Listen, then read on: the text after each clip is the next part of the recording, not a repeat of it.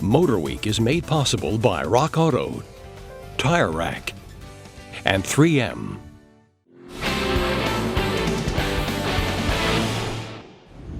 Most of the cars we test these days, from everyday drivers to high-performance machines, are downsizing their powertrains to meet increasingly stringent fuel economy standards. Even upper-crust Bentley isn't immune to this trend, as they've now added a V8 to their Continental GT lineup. So let's see if this Continental shift to 4 fewer cylinders makes for less of a Bentley, or if it lands the brand on new turf.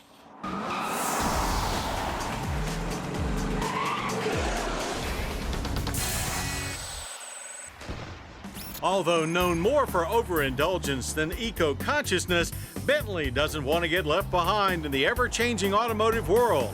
And that's where the 2013 Bentley Continental GT V8 comes in. While going from 12 cylinders to 8 could be a disaster for a company that prides itself on performance, the powertrain under this hood is more than up to the task. And although this V8's origins are in the Audi S line, it gets a thorough reworking at the hands of Bentley engineers to pump out 500 horsepower and 487 pound-feet of torque with the help of a pair of turbos. Displacing just under 4 liters, which is where some countries began imposing an additional road tax, it also includes cylinder deactivation to save a bit more fuel. Rear-biased all-wheel drive is still standard, and power flows through a new close-ratio 8-speed automatic transmission, which is incredibly smooth.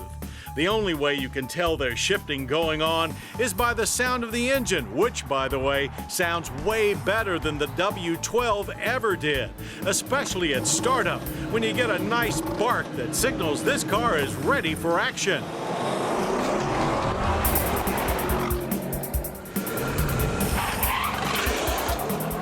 Where we were happy to oblige at our test track, where the GT V8 hit 60 in 4.2 seconds without breaking traction or a sweat. Indeed, the full quarter mile felt effortless as this 5,000-pound behemoth streaks down the quarter mile in just 12.5 seconds while cruising along at 111 miles per hour. Both times only a few tenths off the last Continental 12 we tested.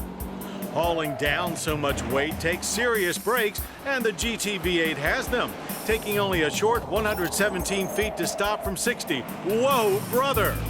Despite the 2.5-ton mass, the GT V8 is lighter than the W12 by 55 pounds, and a lighter front end means it's a bit more eager to turn in.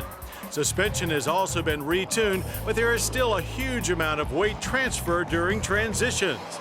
But when cruising the countryside, it really doesn't matter whether you're firing 8 cylinders or 12 or even 4. As Bentley engineers claim, you're spending more time in 4-cylinder mode than you realize. But as to why the V8 in the first place, government fuel economy ratings are much improved over the W12 at 15 city, 24 highway, and 18 combined. That's a 4 mpg gain overall. Our 20.7 miles per gallon test loop on premium is not bad for an ultra-luxury performance car. Open up the Continental GT V8's extra heavy doors and you'll be instantly greeted with a smell of fine leather and excess.